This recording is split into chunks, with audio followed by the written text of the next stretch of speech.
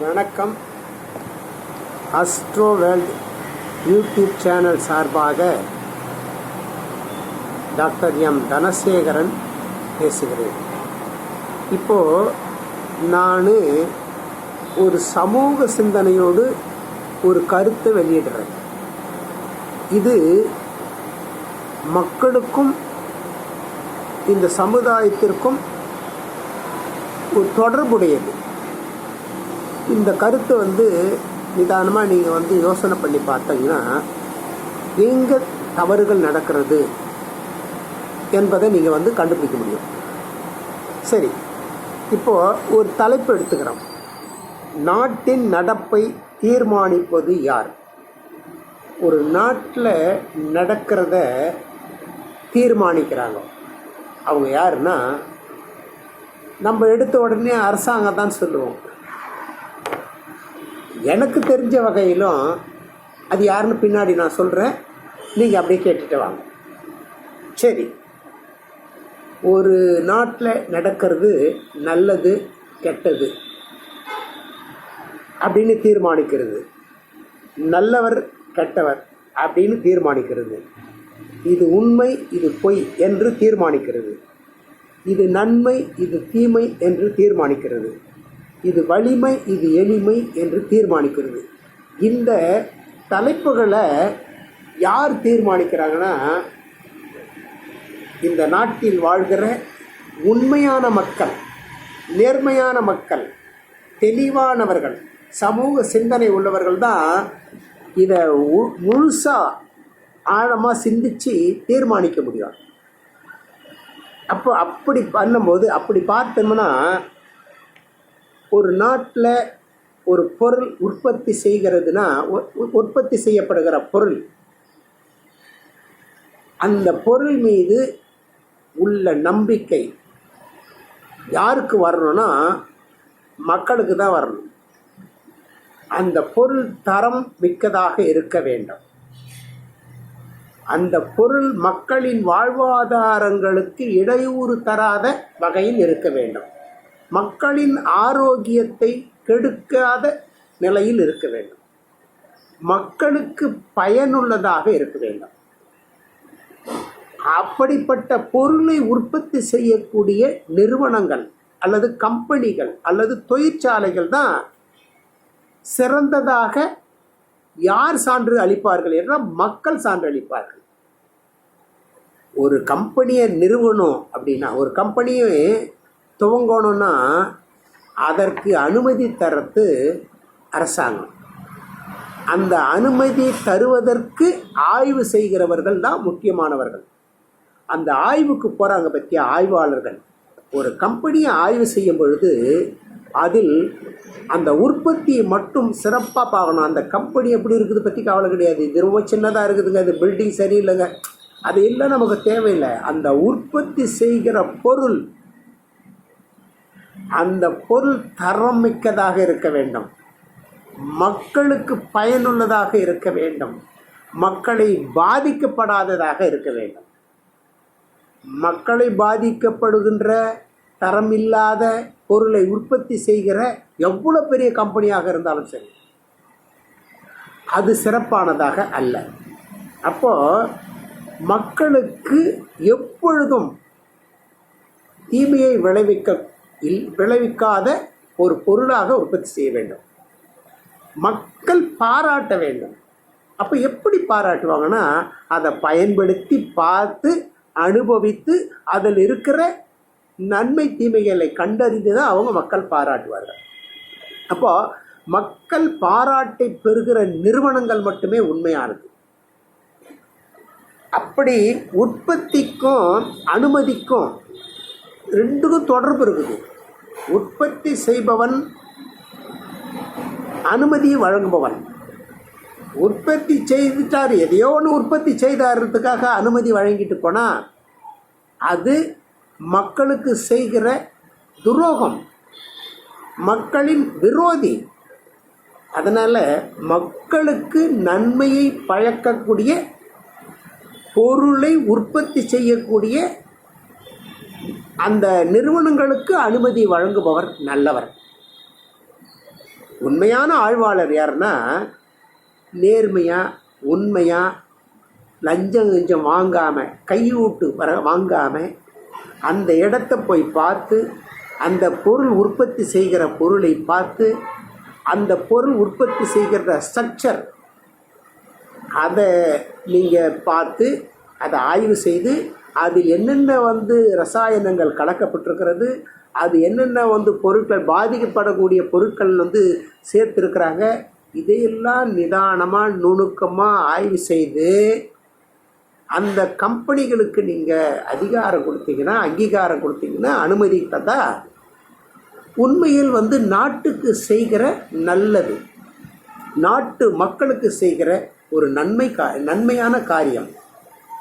ஏதோ நமக்கு சம்பளம் கொடுக்குறாங்க, அங்கே போனால் கெம்பளம் கொடுக்குறாங்க, அதனால் நமக்கு என்ன இருக்குது, யார் செத்தா என்ன, யார் நல்லா இருந்தா என்ன.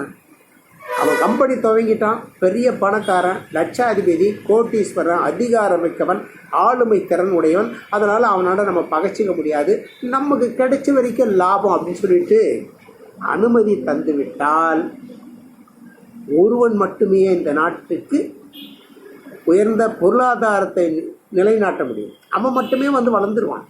இந்த நாட்டு மக்கள் அழிக்கப்படுவார்கள். ஒரு நாட்டில் மக்களும் மன்னனும் கண்டிப்பாக இருக்கணும். மக்கள் நல்லவர்களாக, சிறந்தவர்களாக, ஆரோக்கியம் மிக்கவர்களாக, வளம் மிக்கவர்களாக இருந்தால் மட்டுமே ஒரு மன்னன் சிறந்தவன் என்று சொல்ல முடியும். மன்னனை எப்படி சிறப்பானவர், நல்ல அரசு, நல்ல மன்னன் எப்படி சொல்ல முடியும்? மக்கள் நல்லா இருக்கணும். மக்களுக்கு கடைக்கோடி மக்கள் வரை அந்த மன்னன் பார்வை இருக்கணும், கவனம் இருக்கணும். மேலோக்கா பணக்காரர்கள் மத்தியில் மட்டும், செல்வந்தர்கள் மத்தியில் மட்டும் அந்த கவனங்களும் பார்வை இருந்தால் அந்த அரசு, அந்த மன்னன் சிறந்தவனாக நாம் கருத முடியாது. ஏழைகள் எங்கு இருக்கிறார்கள், கடைக்கோடி மக்கள் எங்கு இருக்கிறார்கள், அவர்களை மையப்படுத்தி தான் ஒரு திட்டங்களை நிறைவேற்ற வேண்டும். ஒரு திட்டம் தீட்டுறோம்னா அது கடைக்கோடி மக்கள் வரைக்கும் போகணும். இப்போ உதாரணமாக இன்றைக்கி விற்கிது பாருங்களேன், 80 ரூபா 90 ரூபா ஒரு கிலோ அரிசி விற்கிதுங்க. ஒரு கிலோ அரிசி 80 ரூபா 90 ரூபா விற்கிது. ஏழைகள் வேலைக்கு போனால் குறைஞ்சது 150 ரூபா தராங்க, இல்லை 200 ரூபா தராங்க, அதிகப்படியாக 300 ரூபா தராங்க. அவ்வளோதான். 300 ரூபாய்க்கு மேலே யாரும் கொடுக்குறதில்ல. அந்த 300 ரூபாயை வாங்கிக்கிட்டு வந்தால் ஒரு நாளைக்கு 2 நாளைக்கு சாப்பிட முடியும், இல்லை 3 நாளைக்கு சாப்பிட்லாம். அதே சமயத்தில் ஒரு 5 பேர் உள்ள குடும்பத்தில் அது ஒரு நாளைக்கு தான் பயன்படும். அந்த 300 ரூபா ஒரே நாளைக்கு தான். ஏன்னா எல்லா பொருட்களும், உணவு தானியங்கள் அத்தனையும் வாங்கி ஆகணும். அரிசி, புளி, மிளகா, மசாலா, எல்லாமே, எண்ணெய், இது எல்லாமே வாங்கி ஆகணும். இதை வாங்கினா 300 ரூபா பத்தாது. இப்போ இந்த நிலைமையில் நீ தொழிலாளர்களையும் ஏழைகளையும் அடித்தள மக்களையும் மறந்துட்டு பணக்காரனுக்காக, விற்பனை செய்பவர்களுக்காக மட்டுமே நீங்கள் விலைவாசியை உயர்த்தக்கூடாது. உற்பத்தி செய்கிற இடத்துலேருந்து நீங்கள் பார்க்கணும். உற்பத்தி செய்கிறவனுக்கு அந்த 50 ரூபா போய் சேருதா? அரிசி 90 ரூபா விற்கிறாங்க, உற்பத்தி செய்கிறவனுக்கு 50 ரூபா போய் சேரல, 30 ரூபா 20 ரூபா போய் சேருது. இப்போது இப்படி கள ஆய்வு, மக்களினுடைய பார்வையில் அடித்தள மக்களுடைய எண்ணத்தை நீங்கள் புரிஞ்சுக்கிட்டு ஒரு திட்டங்களை தீட்டினீங்கன்னா உண்மையில் அது சிறந்ததாக இருக்கும். இப்போ என்னை பொறுத்த வரைக்கும் நல்லவர் கெட்டவர் எப்படி நம்ம தீர்மானிக்கிறோன்னா, ஒரு நல்லவன் சமுதாயத்துக்கு பயனுள்ளதாக இருப்பான், அந்த சமுதாயத்தை வளர்ப்பவனாக இருப்பான், அந்த சமுதாயத்தின் மீது அக்கறை உள்ளவனாக இருப்பான், அந்த சமுதாயத்தின் மீது பற்று உள்ளவனாக இருப்பான்.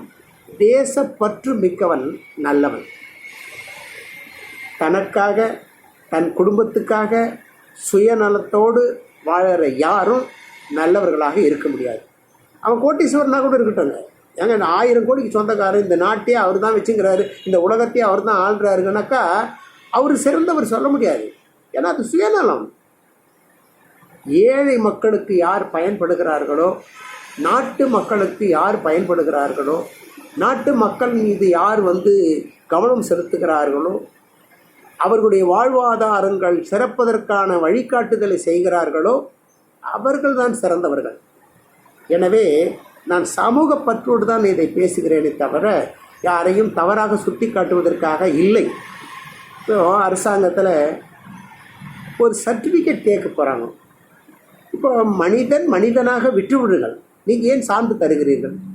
இந்த சான்றை கொடுத்தா தான் நான் உனக்கு வேலை தருவேன், இந்த சான்றை கொடுத்தா தான் உனக்கு வந்து பள்ளிக்கூடத்தில் வந்து உங்களுக்கு அட்மிஷன் பண்ணுவேன் அப்படின்லாம் சொல்கிறது ரொம்ப வந்து கஷ்டமாக இருக்குது. நான் என்ன சொல்கிறேன்னா, பொதுவாக சாதி மதம் எதுவுமே தேவையில்லை. இந்தியாவில் பிறந்தானா இந்தியன் 1 2 3 4 அப்படின்னு சொல்லிட்டு போடுங்க. 150 கோடி மக்கள் இருக்காங்களே, நான் இந்தியாவில் பிறந்த 150வது குடிமகன், நான் இந்தியாவில் பிறந்த முதல் குடிமகன் அப்படின்னு போட்டுக்குங்க. 1 2 3 போட்டுங்க, வரிசைப்படுத்திக்கங்க.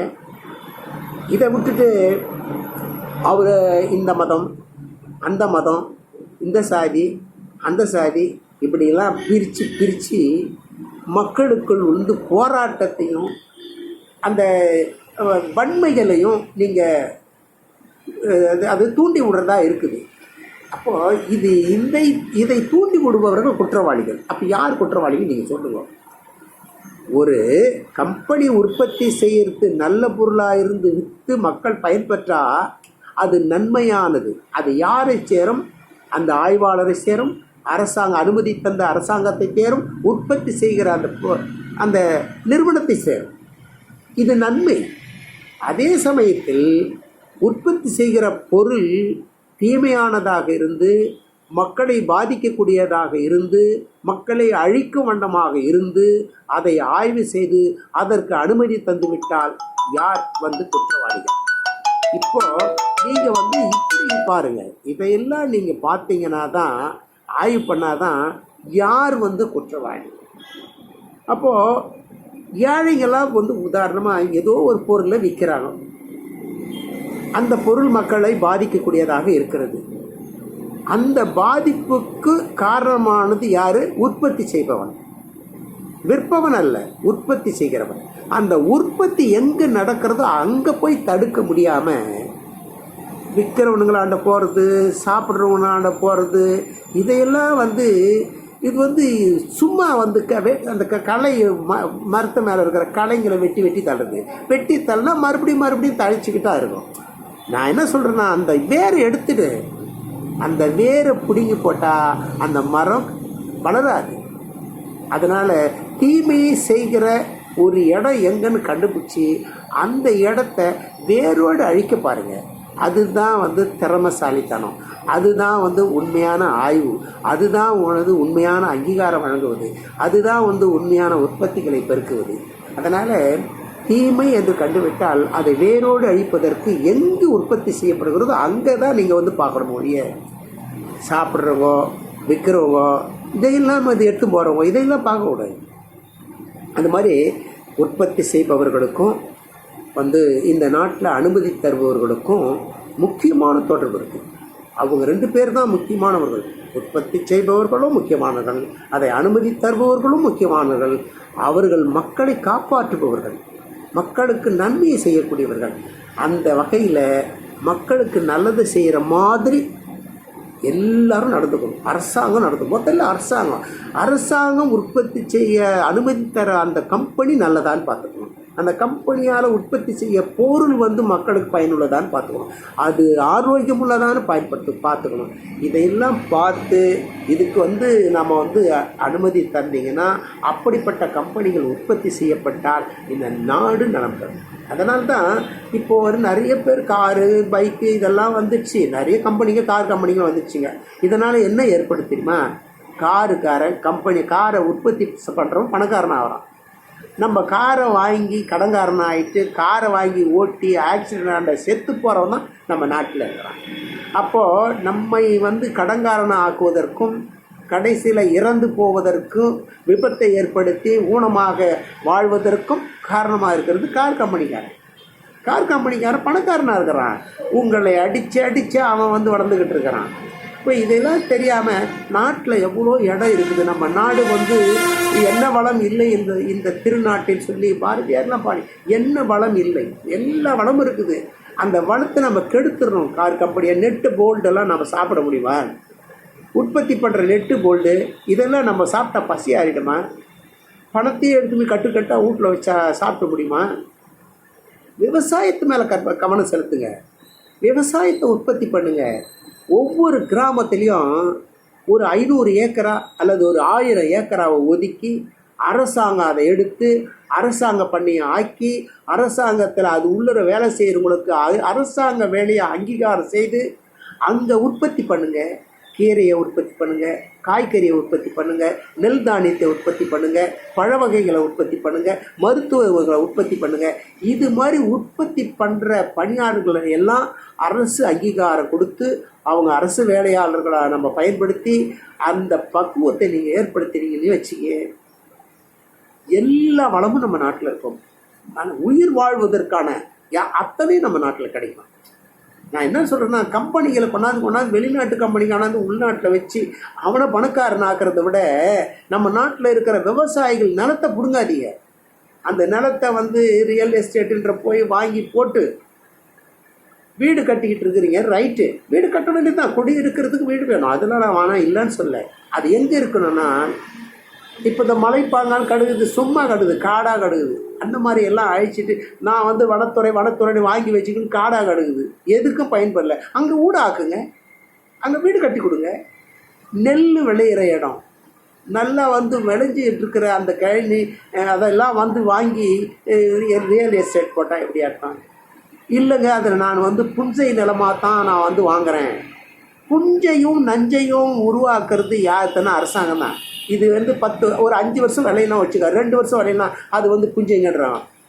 அது விளைஞ்சிக்கிட்டே இருந்துச்சுனாக்கா அது நஞ்சைங்கன்றாங்க. இதெல்லாம் தீர்மானிக்கிறதும் அரசாங்கம் தான். வேணாம், விவசாய நிலங்கள் நஞ்சையோ புஞ்சையோ எதுவாக இருந்தாலும் பரவாயில்ல, கையை தொடாதீங்க. அதில் உற்பத்தியை உருவாக்குங்க. புஞ்சையில் பழ மரங்கள் வளங்க, நல்ல பழ மரங்களை வளங்க. நஞ்சையில் விவசாயத்தை அரிசி நெல் தானியங்களை வளங்க, கம்பு சோளம் கேழ்வரகு விளையுங்க. இதையெல்லாம் செய்யுங்க, பாருங்கள், பயன்படுத்துங்க. நான் புஞ்சை தாங்க அதனால் வாங்கி ரியல் எஸ்டேட் போட்டேன்னா அரசாங்கம் அனுமதி தருதுன்னா எந்த விதத்தில் இல்லை, நியாயம்? பாவம் இல்லை. ஏழைகளை ரொம்ப துன்புறுத்துறீங்க, கஷ்டப்படுத்துகிறாங்க. இந்த பாவம்லாம் எல்லாருக்கும் இல்லைங்க. யாரெல்லாம் அதுக்கு உடந்தையாக இருக்கிறாங்களோ அவங்களுக்கு தாங்க. நான் என்ன சொல்கிறேன்னா, ஏழைகள் வாழட்டும், மக்கள் எல்லோரும் ஆரோக்கியமாக இருக்கட்டும், மக்கள் எல்லோரும் பசி இல்லாமல் சாப்பிடட்டும், மக்களுக்கு எல்லோருக்கும் குடியிருக்கிறதுக்கு இடம் கொடுங்க. கோடியாக இருக்குதுங்க காடுங்க, சும்மா வனத்துறையாண்ட கொடுத்துட்டு அது என்ன பண்ணுது? சுற்றிக்கிட்டு வருது. அதுக்கு சம்பளம், அதுக்கு காரு, அவங்களுக்கு ஏசி ஆஃபீஸு ரூம்லாம் போட்டு வச்சுக்கிறீங்க. ரெண்டு மாதிரி என்ன மரம் இருக்குது? அந்த மரம் ஒன்றுத்துக்கும் பயன்படாத மரங்கள். அது என்ன அரசாங்கம் எடுத்து போதா? யாரும் உள்ளே பூந்து வெட்டி எடுத்துகிட்டு போகிறான். அப்புறமா அந்த இவன் எடுத்தான் அவன் எடுத்தான் நீங்களாம் பயன்படுது.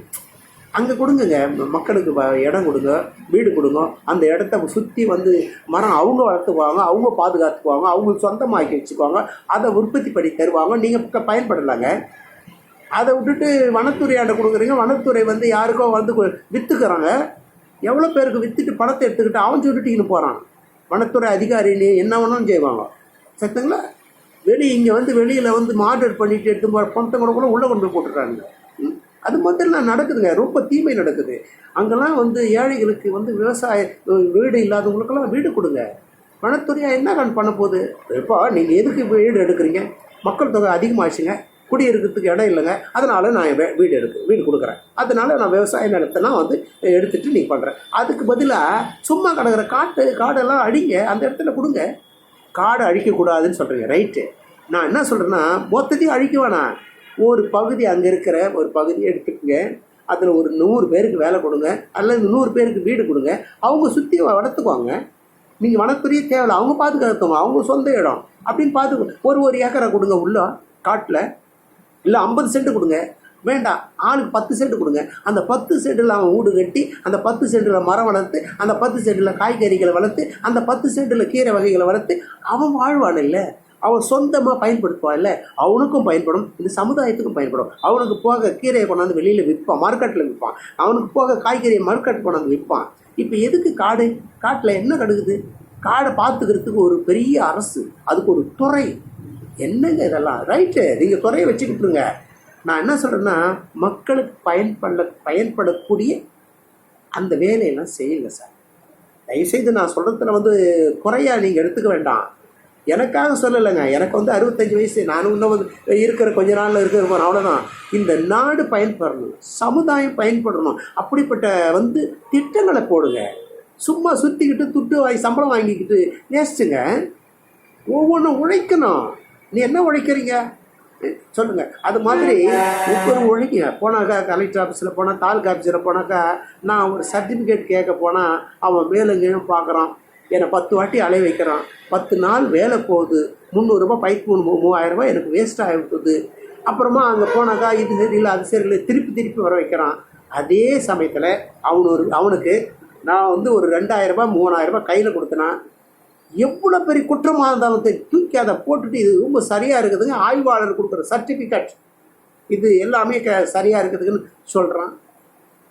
ஒரு 5 நிமிஷத்தில் அப்படியே உண்மை பொய் வந்து உண்மையாகி போகுது, உண்மை வந்து பொய்யாக கிடக்குது. காசு இல்லாத போனால் உண்மைகளெல்லாம் பொய்யாகவே கிடக்குது. காசு இருந்தால் பொய் கூட உண்மையாகி போகுது. இதெல்லாம் எனக்கு ரொம்ப வருத்தமாக இருக்குதுங்க. இந்த நாட்டில் நடக்கிறதெல்லாம் கொடுமையாக இருக்குதுங்க. என்னங்க இவங்களுக்கு அழகாக சம்பளம் கொடுக்குறாங்க, அரசாங்க சம்பளம் யார் அரசாங்கம்னா யார்? மக்களுடைய வரிப்பணம், மக்களுடைய வரிப்பணத்தில் தான் நீங்கள் சம்பளம் வாங்கிட்டு இருக்கீங்க. அந்த மக்களாண்டியே போயிட்டு நீங்கள் வந்து பணம் கொடுங்க லஞ்சம் கொடுங்கன்னு கேட்டால் எந்த விதத்துலங்க இது நியாயம்? ரொம்ப வருத்தமாக இருக்குது. அதனால் வந்து எல்லோரும் வந்து மாறணும்னு நினைக்கிறேன். நன்றி, வணக்கம்.